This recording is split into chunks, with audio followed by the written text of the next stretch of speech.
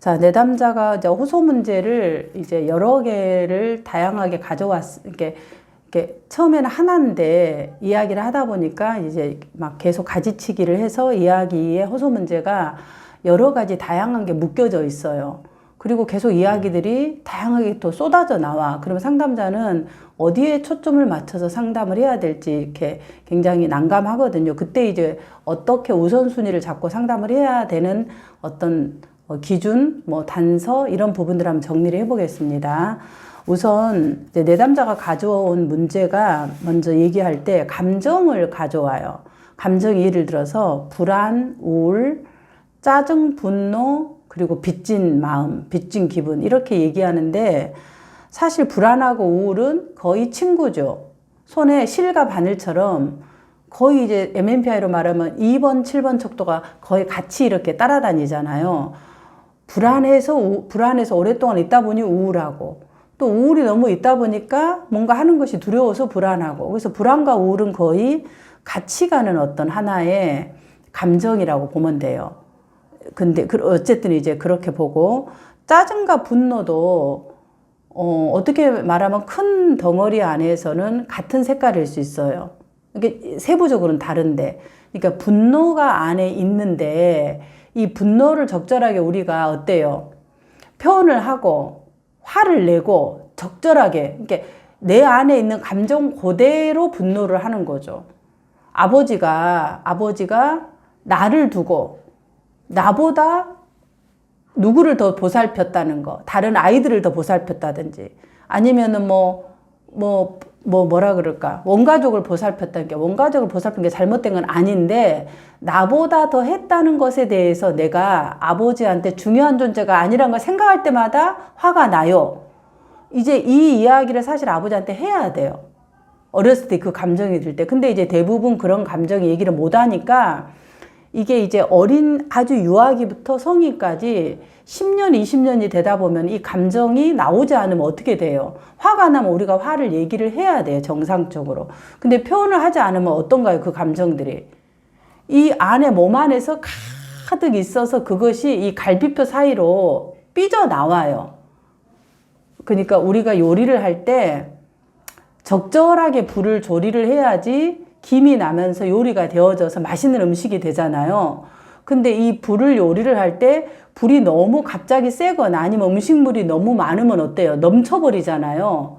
가부화 상태. 그러면 이게 맛도 없고 넘쳐버리는 거죠. 그러니까 이 짜증이라는 것은 우리 안에 있는 분노를 적절하게 표현해야 되는데 이 민들레가 표현하지 못했을 때 삐어져 나오는 것이 짜증이라고 생각하면 돼요. 그런 부분들이 짜증이다. 그러니까 결국은 분노와 짜증도 같은 맥락이에요. 그럼 이게 감정이잖아요. 그럼 내담자가 감정에 대해서 이렇게 항상 불안하고 짜증과 분노가 미묘하게 난다고 얘기하잖아. 그러니까 뭔가를 아는데 내지는 못하고.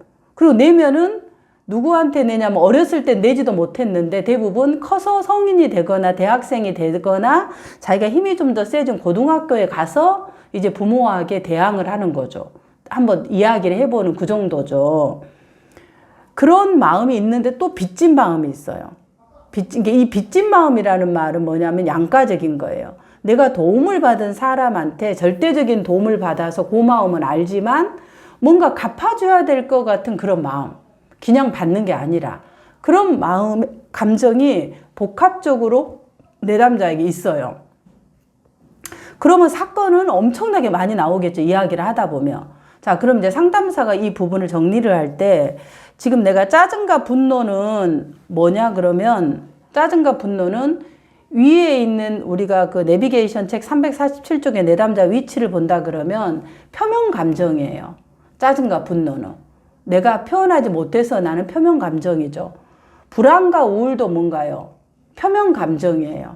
증상적으로 나오는 거예요. 불안하고 우울하고. 그래서 이 내담자가 근데 이제 이 빚진 기분이라는 것은 뭐냐면은 좀 더 아래에 있는 내담자의 마음이에요. 뭔가 내가 이 내담자의 욕구가 뭐냐 그럴 때 욕구가 뭔가요? 그냥 나를 좀 받아줬으면 좋겠어요. 수용해줬으면. 아, 그러냐. 아, 괜찮다. 아, 이거 이러이러 하니까 너 괜찮아질 거다. 응원해주고 나를 조금 더 괜찮아 하고 그냥 나를 이렇게 좀 뭐라 그럴까. 내가 좀 믿고 의지할 수 있게끔 조건 없이 응원해 주기를 바라는 게 이 내담자의 욕구잖아요. 욕구예요. 근데 이 욕구가 이건데 이 욕구를 내담자도 말을 못하고 부모도 알아차리지 못해요. 그러니까 이 내담자가 지금까지 살아왔던 대처 방식이 뭔가요? 행동이. 내가 이만큼 10가지를 해주면은 10가지를 해줬어. 10가지를 내가 해줘야지 내가 한두 개를 받아야 된다고 생각하는 거야. 왜 그러냐면 지금까지 부모 중에 한 분이 본인에게 희생적으로 뭔가를 해서 본인이 이렇게 된 것은 고마움으로 알고 있어요. 그렇지만은 그것을 내가 그냥 부모니까 그냥 받아도 돼 이게 아니라 이게 빚으로 남겨 있는 거야. 갚아야 될 빚으로. 그러니까 뭔가를 갚아야 되는 거예요. 항상 뭔가를 갚아야 된다고 생각해. 그러니까 이 빚진 마음이 남아있어요. 그러니까 뭔가를 쉽게 하지를 못해, 내담자가. 이게 이제 심리적으로 내담자 욕구와 관련된 내담자의 심리적 위치예요. 그럼 이제 이 부분에서 어떤 것을 근데 이제 이 대상에게 누구한테 이런 마음이 드냐? 이제 이게 감정인데, 그러면 이런 감정이 드는 대상, 누구한테 이 내담자가 이런 감정을 갖냐고 대상을 봤을 때, 첫째는 누구한테 그래요? 불안하고 우울하고 짜증, 분노는 모든 대상에게 갖고 있는 거예요. 그렇죠? 부모에게, 가족들한테도 그러고 나가서 직장인들에게, 동료들에게도 이 불안하고 우울하고 짜증과 분노는 나오잖아요. 그러니까 이 마음은, 표면 감정은 누구나에게 다 가지는 이 내담자의 마음이에요. 근데 이 빚진 마음은 누구한테만 가져요? 다른 사람한테도 갖고 있지만 특정인 엄마한테만 더 주요하게 가지는 감정이라는 거죠. 대상으로 봤을 때.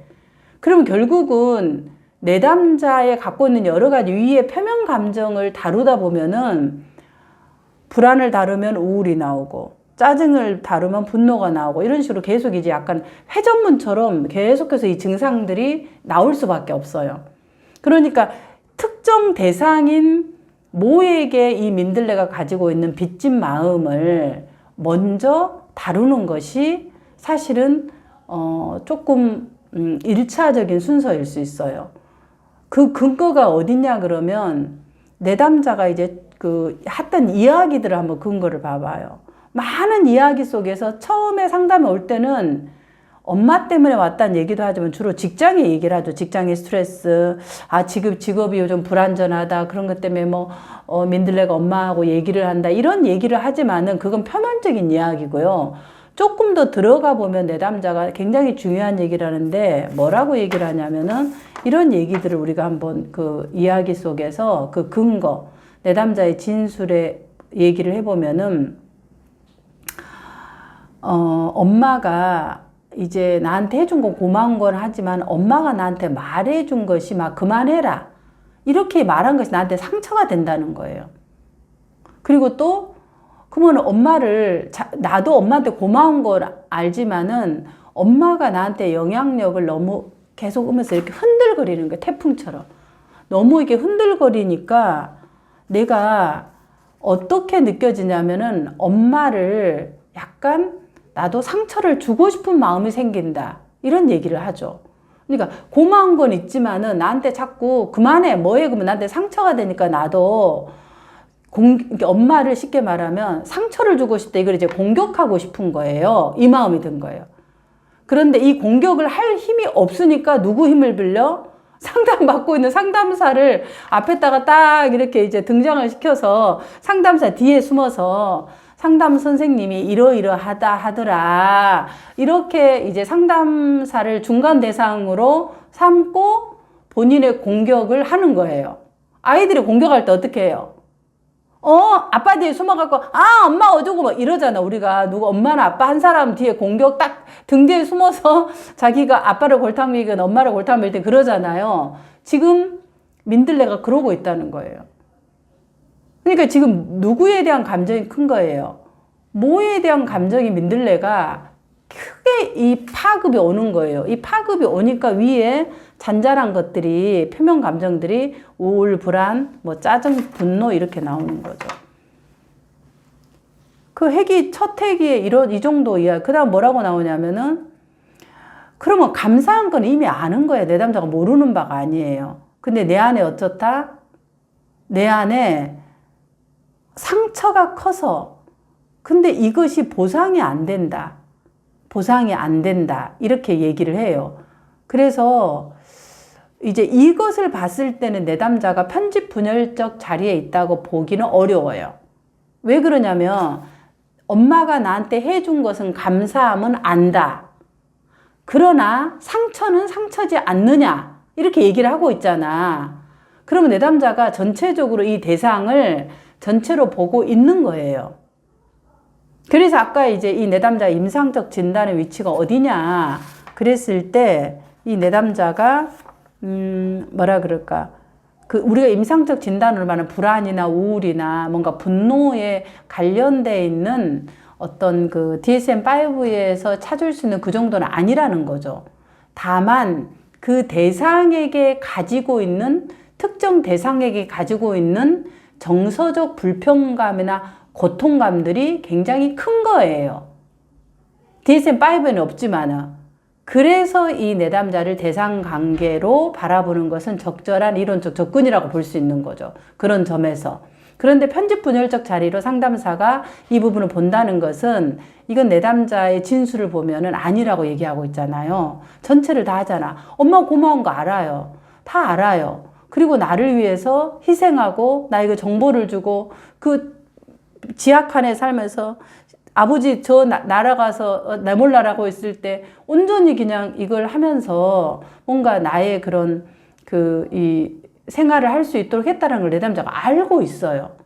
그러나 그건 그거고 나한테 상처를 주는 것은 상처를 주는 것이잖아요. 분리를 하잖아. 그러니까 통합은 돼 있어, 이 내담자가. 그래서 편집 분열적 자리로 보는 전제 사례 개념화는 수정해야 될 부분에 대한 근거가 이제 내담자의 진술 속에서 찾을 수 있다라는 거죠. 그러면서 뭐라고 얘기하냐면 아버지가 좀 이상한 것 같다. 이런 이 전체적인 것도 파악을 해요. 어떻게 이상한 것 같냐? 그럴 때 이제 여러 가지 얘기를 하잖아요. 이건 어머니한테 들은 이야기인데 사실은 내가 사실은 아버지가 그럴 수도 있잖아요. 내가 초등학교 때 아버지에 대한 걸 그렇게 얘기하겠어요? 엄마한테 듣다 보니까 엄마를 통해서